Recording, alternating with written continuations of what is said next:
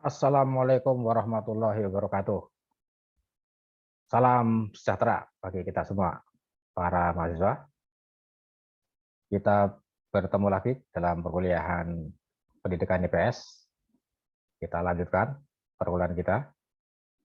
Dan pada kesempatan kali ini, kita akan sama-sama belajar tentang permasalahan pendidikan IPS di Indonesia. Ini materi yang ya di bagian-bagian akhir ya mata kuliah ini. Jadi setelah pada pertemuan sebelumnya kita banyak belajar tentang ya secara teoretik, secara konseptual, dan ya kondisi-kondisi aktual juga pendidikan IPS di Indonesia. Dan kali ini kita akan secara lebih khusus membahas tentang masalahnya. Masalah apa yang terjadi ya pada dunia pendidikan IPS di Indonesia. Sebelum masuk ke masalah-masalah pendidikan IPS, kita ingat dulu bagaimanakah sih pendidikan IPS di Indonesia ini ya. Nah, ada apa saja program-program pendidikan IPS di Indonesia. Nah, ya, kita ingat kembali ini ada 3 jenis program pendidikan IPS di Indonesia. Yang pertama adalah program ilmu-ilmu sosial. Nah, disingkat IIS ya. Ya. Tapi ini IIS bukan nama orang ya, bukan nama artis ya. IIS apa itu yang nama penyanyi dangdut itu ya, bukan ya. Tapi ini singkatan dari ilmu-ilmu sosial ya, program ilmu-ilmu sosial. Ini biasanya diajarkan di kalau di perguruan tinggi ya, itu di Fakultas Ilmu Sosial Murni. Ini disebut dengan program pendidikan ilmu-ilmu sosial. Nah, kalau di kampus kita misalnya di UNIMA, itu program-program ilmu sosial ya ada di Fakultas Ekonomi misalnya ya. Nah, di sana ada akuntansi, ada manajemen ya. Nah, itu adalah ilmu-ilmu sosial. Kalau di perguruan tinggi lain ada ya termasuk sejarah ya, itu ada juga yang masuk ke dalam program ilmu sosial. Sejarah murni ya. Bukan sejarah yang pendidikan, tapi sejarah yang dikaji sebagai sebuah ilmu sosial murni. Itu termasuk dalam program pendidikan ilmu-ilmu sosial. IIS tadi ya, program IIS ini. Nah, itu yang pertama ya.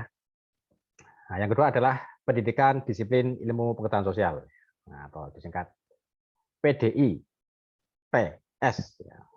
Nah, ini sudah bukan nama partai ya. Ada S-nya di belakang ya. PDI, PS, pendidikan disiplin ilmu pengetahuan sosial. Nah, ya untuk memudahkan ya kita singkat PDIP, S ya. Ya, ini biasanya diajarkan di Fakultas Ilmu Sosial, Fakultas Pendidikan Ilmu Sosial. Ya seperti kita ya. Sejarah ini di kampus kita ini adalah termasuk Fakultas Pendidikan Ilmu Sosial. Masuk pendidikan ilmu sosial, ada unsur pendidikannya di sini. Itu bukan sejarah murni ya. Kalau sejarah murni tadi diajarkan di program ilmu sosial. Tapi kalau pendidikan sejarah itu termasuk dalam program pendidikan disiplin ilmu pengetahuan sosial. Ada unsur pendidikannya ya. Ya semua semua program studi di kampus kita misalnya ya, yang berada di bawah naungan Fakultas Pendidikan, nah itu berarti masuk dalam pendidikan disiplin ilmu pengetahuan sosial. Nah, itu yang kedua. Terus yang ketiga adalah pendidikan ilmu pengetahuan sosial, atau yang disering disingkat dengan PIPS ya. Nah, IPS ini diajarkan di sekolah-sekolah, nah, baik sekolah tingkat dasar sampai tingkat sekolah menengah ya. Itu semua adalah program pendidikan ilmu pengetahuan sosial. Diajarkan di sekolah-sekolah. Nah, itulah jenis program pendidikan ilmu pengetahuan sosial yang ada di Indonesia ya. Baik di perguruan tinggi maupun di sekolah.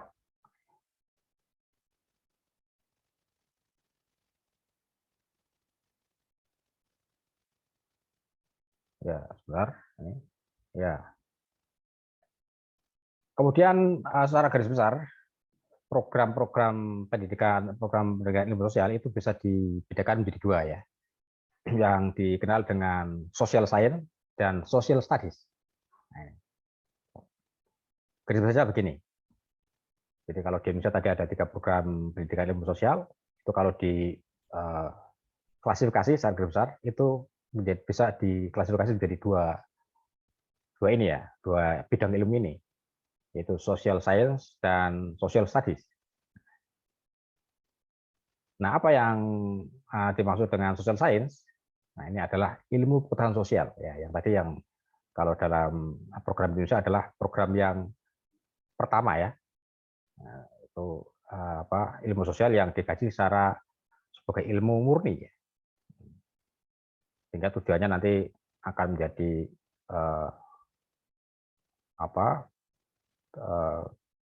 ahli di bidang itu ya, di bidang ilmu sosial yang dia tekuni ya. Misalnya ya menekuni sejarah ya menjadi sejarawan, menekuni ekonomi menjadi ekonom atau ahli ekonomi ya, menjadi menekuni sosiologi menjadi sosiolog ya, ahli sosiologi, menekuni antropologi ya menjadi seorang antropolog misalnya ya. Nah, ini adalah social studies yang tujuannya nanti adalah menjadi seorang ahli ya, ahli bidang ilmu sosial yang dia tekuni. Nah, sedangkan social studies ini adalah social science yang kemudian disederhanakan untuk tujuan-tujuan pendidikan. Dan inilah yang masuk kalau dalam program IPS di Indonesia tadi adalah program yang kedua dan ketiga ya. Program pendidikan IPS yang diajarkan di Fakultas Kependidikan di perguruan tinggi dan juga program pendidikan IPS yang diajarkan di sekolah-sekolah. Nah, ini masuk dalam social studies. Nah, jadi tujuannya adalah untuk pendidikan ya. Nah, kalau yang social science ini tujuannya untuk menjadi seorang ahli ya. Nah, bagaimana dengan pendidikan IPS yang diajarkan di sekolah-sekolah di Indonesia? Nah, ini kalau dicermati ternyata pendidikan IPS yang diajarkan di sekolah-sekolah di Indonesia ini masuk dalam kategori social studies. Identik dengan social studies ya, studi sosial. Nah, ini hampir sama dengan social studies yang diajarkan di negara-negara lain ya. Seperti misalnya di Amerika ya. Itu ada social studies ya. Dan Indonesia kecenderungan dari social studies-nya ini banyak berkiblat ya kepada Amerika ya. Ya karena Amerika memang salah satu negara yang kuat ya disiplin ilmu sosialnya ya. Sehingga kita banyak mengacu ke sana. Namun demikian dari sisi isi ya, dari sisi konten itu disesuaikan dengan kondisi Indonesia. Ya, bagaimana kondisi Indonesia itu sekalipun kita menyerap pendidikan IPS yang berkembang di Amerika, tetapi kemudian diadaptasi ya sesuai dengan kondisi di Indonesia ya. Ya tentu tujuannya ya isinya ya itu juga disesuaikan dengan kondisi di Indonesia. Nah, ini.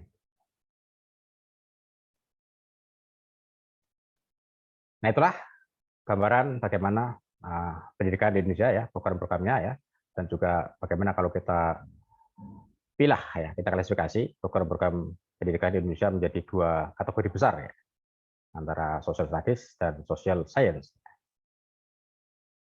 Nah, berikutnya kita masuk kepada pembahasan kita yang utama, yaitu tentang masalah-masalah ya, pendidikan IPS di Indonesia. Apa saja masalah-masalah yang dihadapi dunia pendidikan IPS di Indonesia.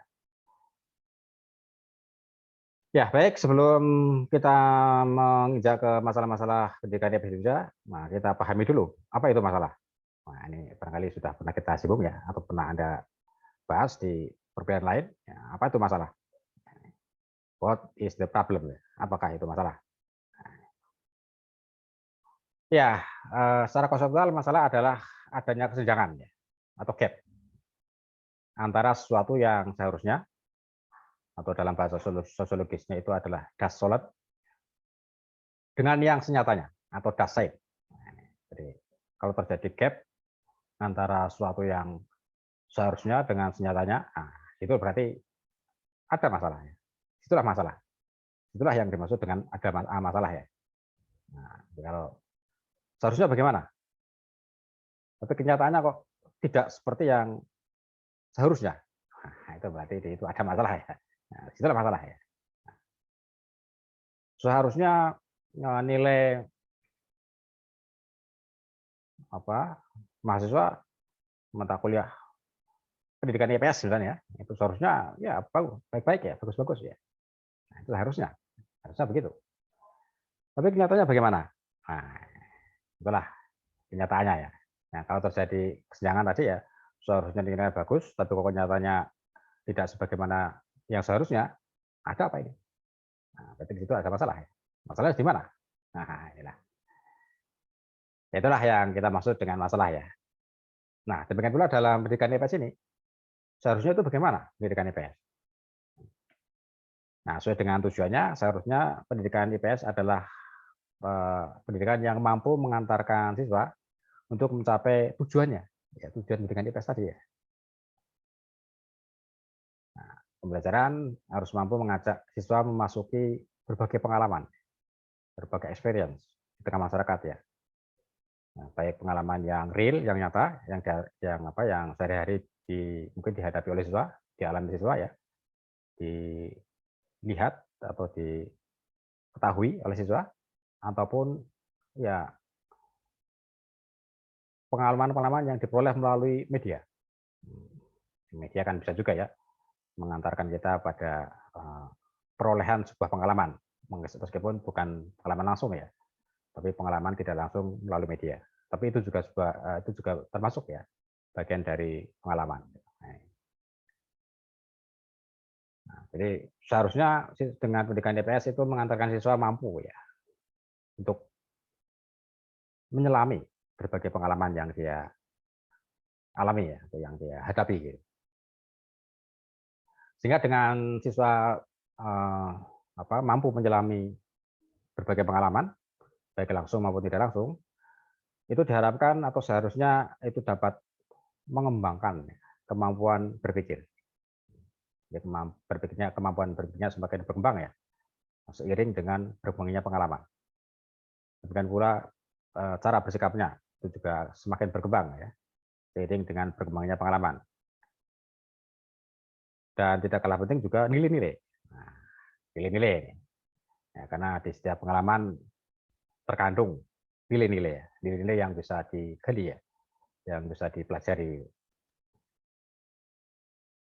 Sehingga kemudian siswa sebagai makhluk individu maupun sebagai makhluk sosial ini ya akan bisa menempatkan dirinya sebagai warga negara yang baik ya, warga masyarakat yang baik, yang mampu memahami, mengerti masyarakatnya ya. Dan lebih jauh lagi tidak hanya mampu memahami dan mengerti, tapi juga ikut serta ya, berpartisipasi ya dalam kehidupan di masyarakatnya. Nah, bahkan sampai pada tingkat yang lebih tinggi lagi ikut terlibat ya dalam berbagai proses perubahan yang ada di masyarakat.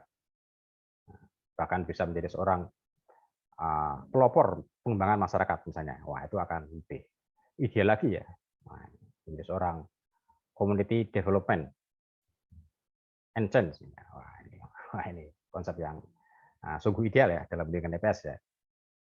Seorang yang telah belajar ilmu sosial itu diharapkan bisa menjadi seorang community development, pengembang masyarakat ya.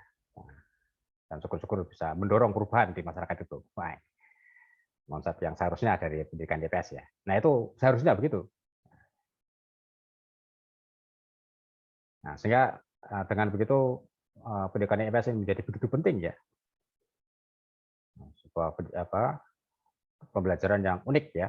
Nah, karena akan mempersiapkan peserta didik ya, untuk memahami masyarakatnya, dunianya, ya, di mana mereka hidup, nah, di mana di situ akan bisa ya kelihatan ya kualitas personalnya sebagai seorang individu ya, dan juga sebagai makhluk sosial. Nah, sehingga ini menjadikan ya pendidikan IPS begitu vital ya bagi kehidupan ya seorang. Ya.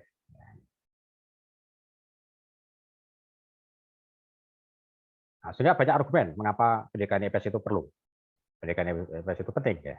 Nah, pendidikan IPS akan menjadikan atau mengantarkan seseorang menjadi seorang yang mewarisi nilai-nilai warga negara, memiliki kebijakan atau kebajikan ya sebagai warga negara ya, punya civic virtue ya. Wah ini punya nilai-nilai kebajikan sebagai warga negara ya. Nah ini saya tulis dulu ya.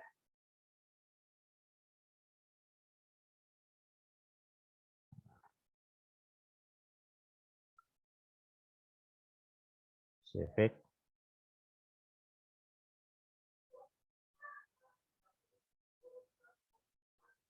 virtue ya.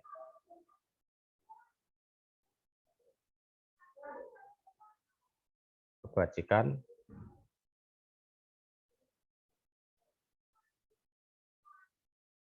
sebagai warga negara ya.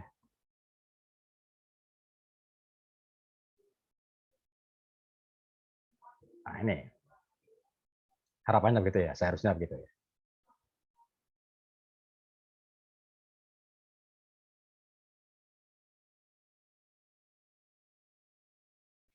Ya, pendidikan IPS diajarkan sebagai pendidikan ilmu sosial ya, yang diharapkan dapat mengembangkan berpikir yang reflektif. Berpikir reflektif itu adalah berpikir yang melakukan permenungan-permenungan ya. Segala sesuatu yang dihadapi di masyarakat, pengalaman-pengalaman yang dialami ya, itu tidak hanya sekedar kemudian selesai, kemudian lewat gitu saja ya, tidak dilakukan permenungan atau refleksi. Nah, sehingga dengan refleksi kemudian bisa ditemukan, oh iya ada kondisi masyarakat saya yang seperti ini, wah, kemudian dilakukan permenungan. Apa kira-kira apa yang bisa digali ya? Nah, jadi nanti ada nilai-nilai yang terkandung di dalam kenyataan hidup di masyarakatnya ya. Nah, itu adalah hasil permenungan reflektif ya, pemikiran reflektif. Oh masyarakat saya ini masyarakat yang rukun misalnya. Nah, semua masyarakatnya bisa saling berkomunikasi dengan baik, ya, komunikasinya tidak ada hambatan.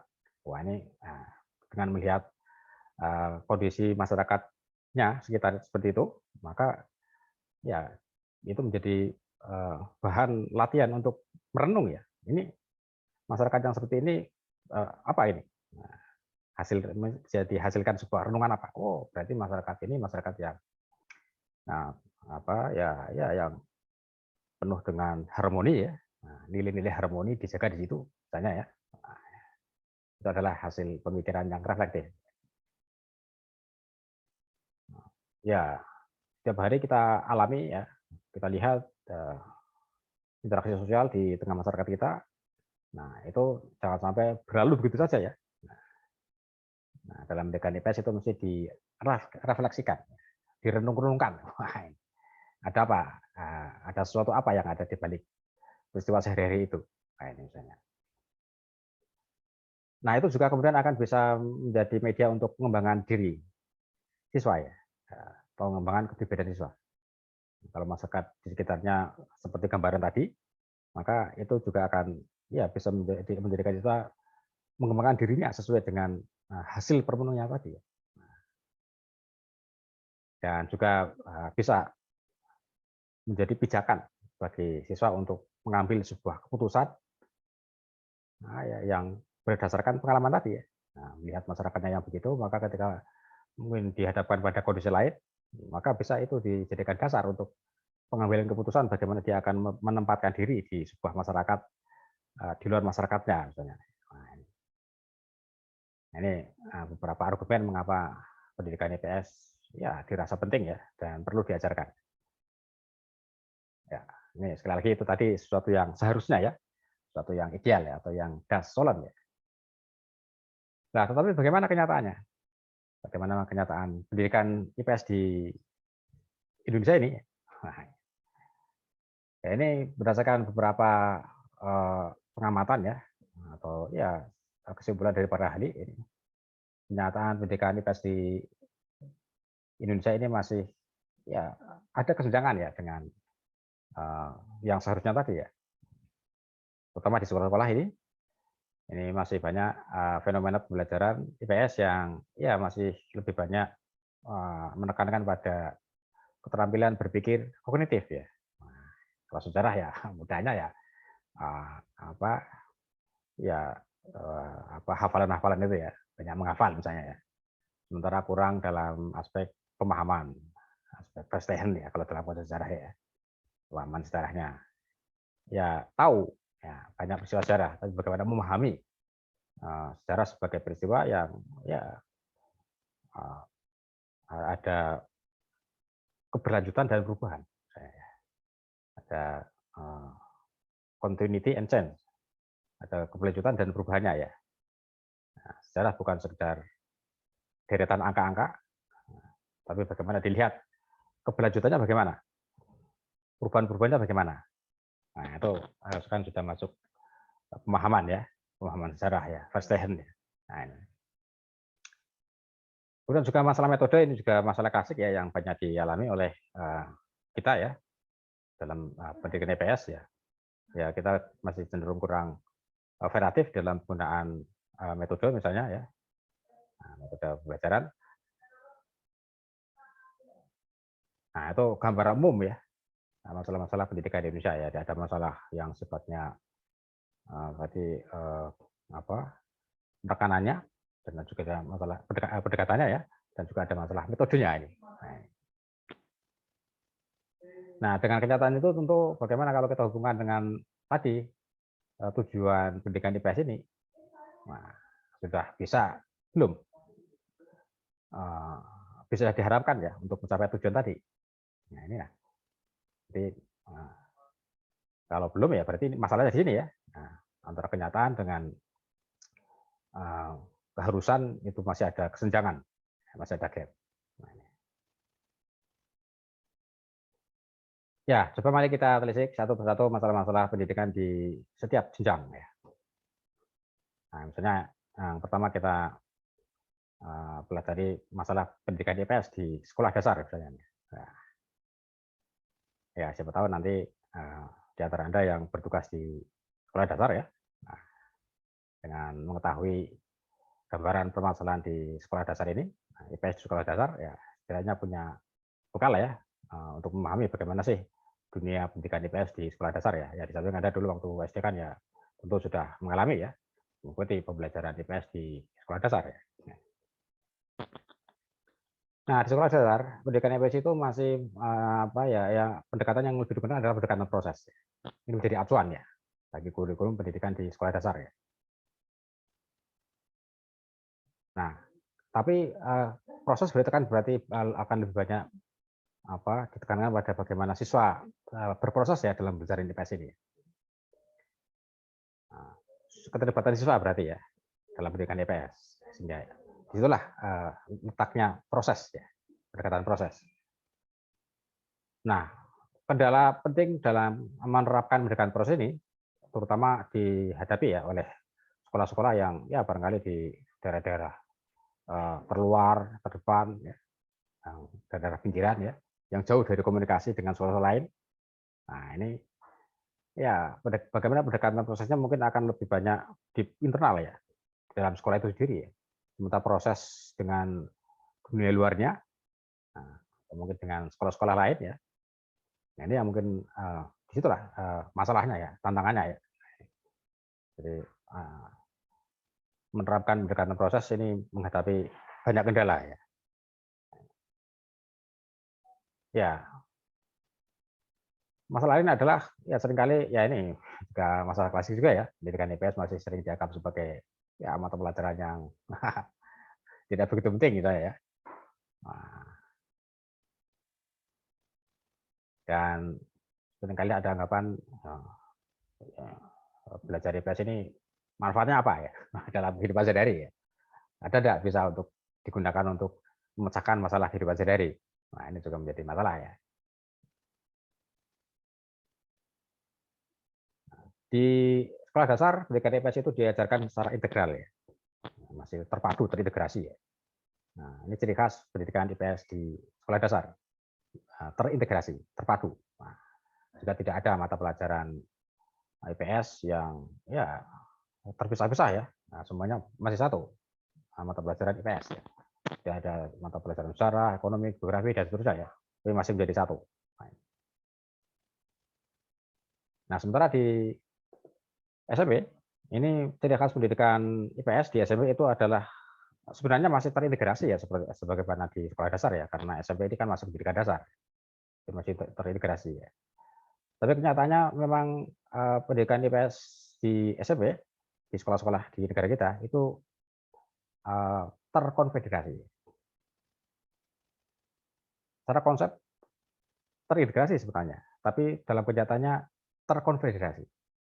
Nah, jadi terpisah-pisah tapi masih menjadi satuan ya, tapi terpisah ya. Nah, ini bisa kita lihat dari prakteknya di sekolah-sekolah ya. Mata pelajarannya itu sendiri-sendiri, gurunya sendiri-sendiri. Tapi nanti ketika menjadi nilai menjadi satu, disatukan. Nah, itu disebut dengan terkonfederasi. Ya, seperti negara ini ya, negara bagian-bagian itu kan ada yang kemudian bergabung menjadi sebuah konfederasi ya. Ini juga begitu. Pendidikan IPS di SMP ini masih cenderung terkonfederasi. Hanya terintegrasi hanya ketika dalam pelaporan nilai saja ya, di rapot itu ya, nilainya hanya satu ya. Tapi dalam prakteknya diajarkan sendiri-sendiri secara terpisah ya.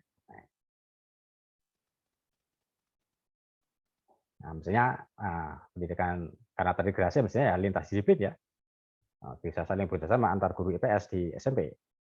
Nah, tapi ya itu butuh waktu, ya, butuh kesepakatan bersama antar guru. Nah, itu yang masih menjadi kendala pendidikan IPS di tingkat SMP ya.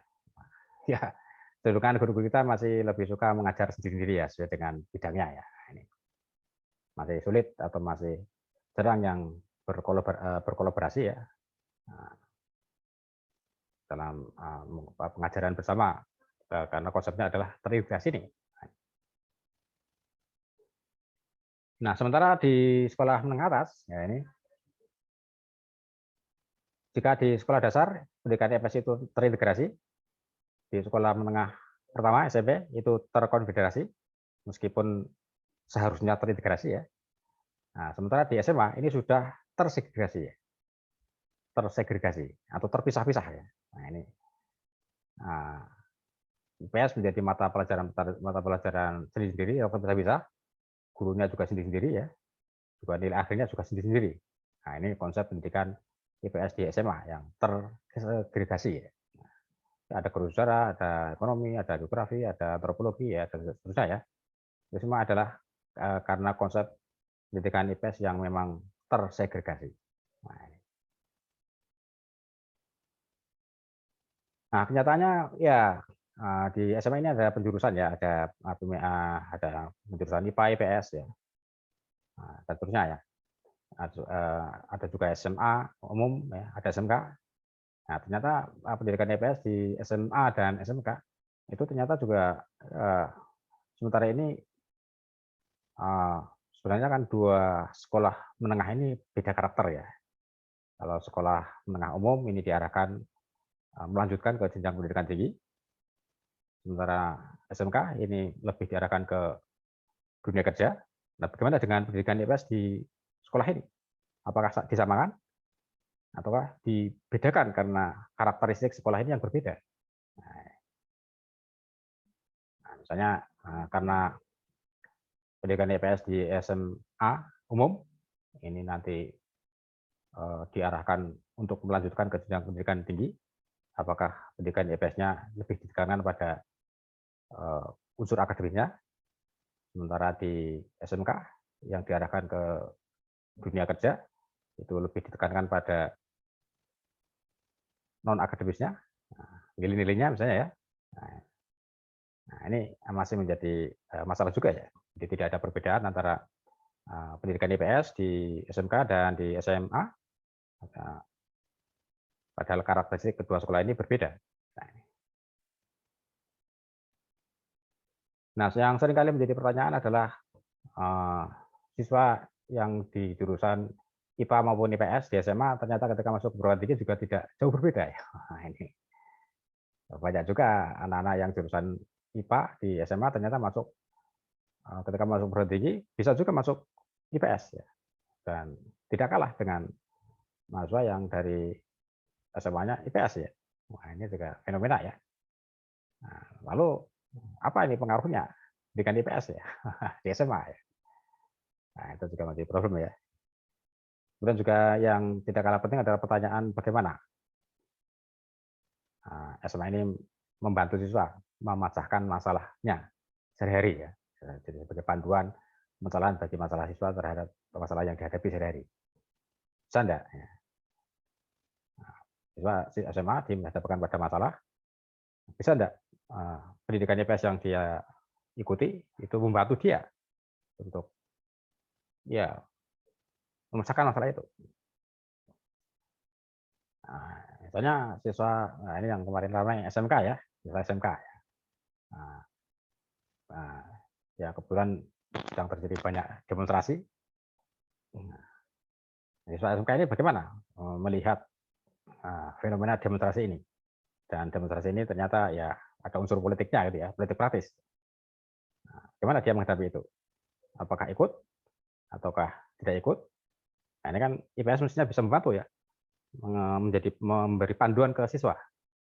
Kalau ada demonstrasi yang itu terkait dengan politik praktis, nah, bisa mengambil keputusan ikut atau tidak. Nah, siswa adalah pelajar sudah diperbolehkankah ikut terlibat dalam politik praktis? Nah, ini pertanyaan-pertanyaan yang bisa mengindikasikan bahwa pendidikan IPS itu bisa enggak menjadi panduan bagi siswa untuk memecahkan masalah ya yang dihadapi dalam ya keseharian siswa itu. Ya, begitulah gambaran masalah-masalah pendidikan di IPS di Indonesia ya, di semua jenjang tadi ya, pendidikan dasar maupun terutama pendidikan dasar dan pendidikan menengah ya, karena Anda nanti diproyeksikan ya menjadi guru ya, bisa mungkin di pendidikan dasar ataupun pendidikan menengah. Ya, baiklah, semoga bisa membekali kita bersama untuk memberi pemahaman ya, bagaimana permasalahan pendidikan IPS terutama di sekolah-sekolah. Baiklah, begitu Pak Nesa. Nah, selanjutnya kita bisa diskusi untuk memperdalam materi ini ya. Kita bisa diskusi di Elma ya. Ya, terima kasih. Saya akhiri. Wassalamualaikum warahmatullahi wabarakatuh.